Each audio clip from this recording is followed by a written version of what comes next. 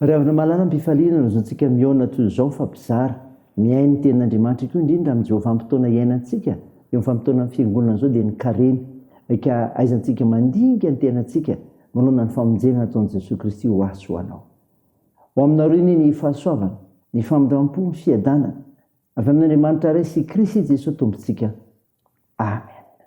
Alasinainy 10 Martsa dia 2022 manjinantsika no hevitra hoe miantso amin'ny fibebahana ny tompo.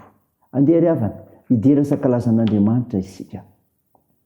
Ananatra anao a Jehova fa mananitona niakatra ianao ka tsy nataonao fifaliany fahavaloko aho.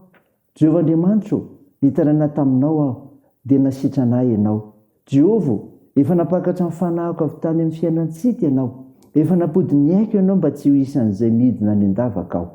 Mankalazany Jehova ry olony masina ka miderany na ranomasina.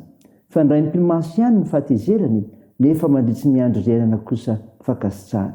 Amin'ny hariva dia misy tomanina tonga hivahiny lokala, fa noho ny maraina kosa dia misy fiompiana. Amen.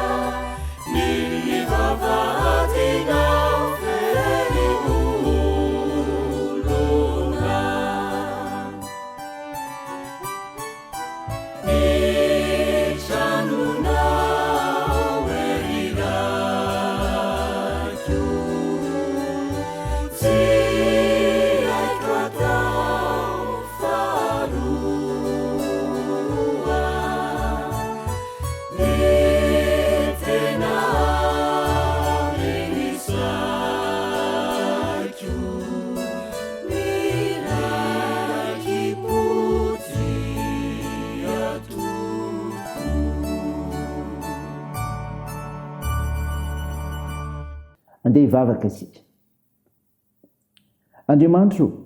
Andriamanitra mahafantatra ny zavatra rehetra ianao. Koa mendrika ianao tompo ny saotra sy ny dera sy ny laza eny ny voninahitra no ny anaranao masina satria Andriamanitra tsy toy ianao. Tompo, mahatsiaro ny tenanay izay, mpanoty izay, koa no ny fahotanay dia mamindraha fo aminay. Saotra madio izay mba fakeloka ary dio izay mba fampahotana.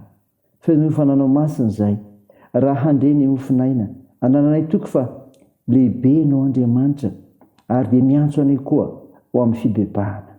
Anaran'i Jesosy Kristy mpamonjy anay, naovanay izany mivavaka izany. Amen. Ravana malala no finainao antsika amin'ity ity dia hitantsika ny bokin'ny Apokalipsy.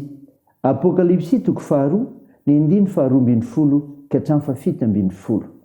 Aminaran'i Jesosy. Ary sorato amin'ny anjely fiangonana ny Pergamosy, izao no lazainy ilay manana ny sabatra roa lela maranitra.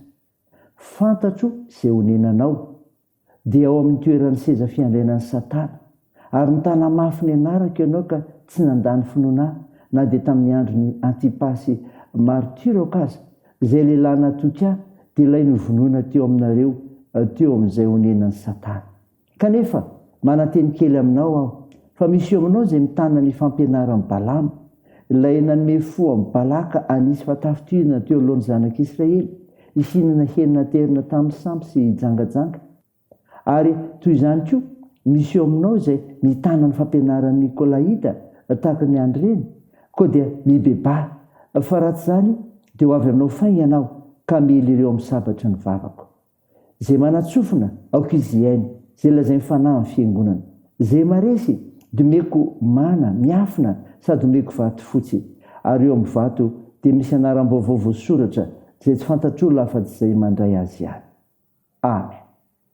Ray masino, manamasinana ny fahamarinana, ny teninao ny fahamarinana. Amen. Ravana malala, ho aminao ny fiadanana avy amin'ilay Jesosy Kristy mpamonjy antsika, ilay mpanafitra antsika, ilay maty no nelontsika ka namelona antsika. Nofinainao antsika anio ravana ka renesika teo ny Apokalipsy toko 2, 12 ka hatramin'ny 17, dia milazany amin'ny fiangonana tao Pergamosy izay maneho fa Jesosy Kristy ny tompon'ny fahefana. Tompon'ny fahefana izy ka mahafantatra ny ataon'ny olona. Mahafantatra ny ataon'ny olona. Hoy ny 13, fantatra izay honenanao dia amin'ny toeran'ny seza fiandrianan'ny Satana. Ny fiangonana tamin'ny Pergamosy ravana malala dia sendra fanenjehana mafy tamin'izany. Tsy niemitra tamin'ny finoana nefa izy ireo fa nijoro vavim-ben'ny Kristy hatrany. Ny manahirana nefa dia nanaiky ho fanompo-tsampy izy ireo. Ary izany no antony ilazany Jesosy Kristy azy ireo fa mipetraka amin'ny fitoeran'ny Satana. Arak'izany, ny olona mampifangaro finoana ny Kristy sy ny fombafomba miendrika fanompo-tsampy dia lazainy Jesosy Kristy fa hitany sady mbola mitoetra amin'ny fitoeran'ny Satana izany olona izany, ka tokony hiala amin'izany. Izany ry havana. Zava-dehibe nahafantarantsika an'izany. Fantatr' Jesosy tsika rehetra. Jesosy Kristy dia tompon'ny fahefana ka dia izao mananatra ny olona izy noho izany, mananatra ny olona. Hoy ny 19, koa dia mibeba, fa raha tsy izany dia ho avy aminao fainga ianao ka mely ireo amin'ny sabatra iny. Ny anarana hoe ilay manana sabatra roa lela milazana an'i Jesosy Kristy eto ry havana, izay entina maneho ny herin'ny teniny, ary manamafy izany toy ny voalaza eto fa amely ireo amin'ny sabatry ny vavany. Ny tenin'i Jesosy Kristy no hitsarany olona izay tsy mety mibebaka hiala amin'ny fitoeran'ny Satana. Ka ho anao izay manana ny finoanan'i Jesosy Kristy kanefa mbola mitoky amin'ny sampy dia izao mibeba fainga. Fa raha tsy mibebaka ianao dia hiaritra aminao ny herin'ny fitsarany tenin'i Kristy.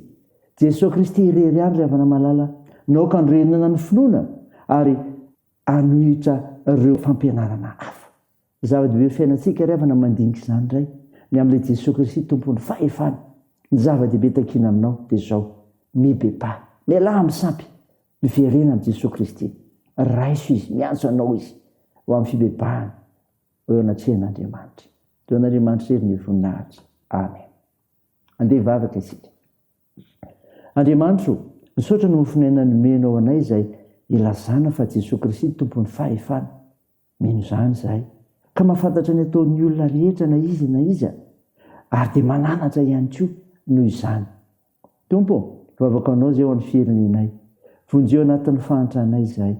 Vavaka anao izay ho an'ireo marary, vaingo manokana ireo Jesosy, sy trano, toany koa ny asan'ny tontolon'ny fahasalamana.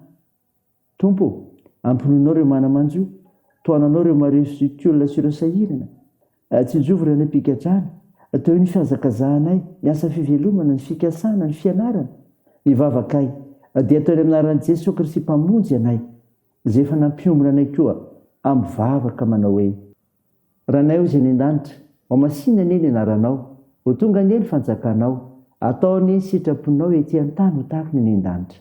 Eo ny izy anona sahaza ho anay, ary mamelahy ny helikay tahaka ny namelanay izay meloka taminay, ary aza mitondra anay amin'ny fakapanahy, fa manafanay amin'ny ratsy.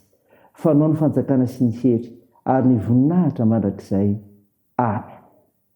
Raha isany finoana riavana ny tsodrana tolotra anao amin'ny anaran'i Jesosy Kristy. Andriamanitra ny fiadaniny hamasinareo samoa tanteraka, kaokarovina avokoa ny fanahinareo sy ny ainareo no teninareo. Ho tanteraka ka tsy hanatsiny amin'ny fiavian'i Jesosy Kristy tompontsika, matoky izay maintsy anareo, sady izy ihany ny fahizana. Amen. Ho an'Andriamanitra hery ny voninahitra, amin'ny anaran'ny Ray sy ny Zanaka ary ny fanahy masina. Amen.